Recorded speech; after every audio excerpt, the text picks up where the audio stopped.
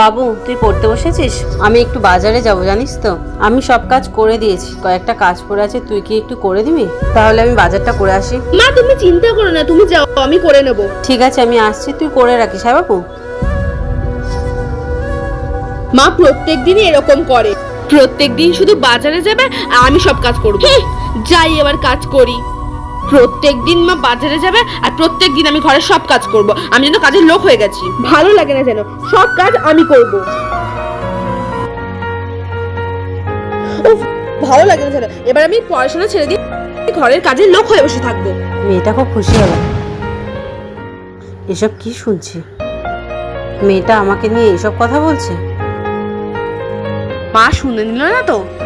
ও মা তুমি চলে এসছো? হ্যাঁ বাবু চলে এসেছি। তোর কাজ করতে খুব কষ্ট হলো না? এই কাজটাই আমরা সারাদিন করি বল, এমনটা ভাবতেও পারিনি।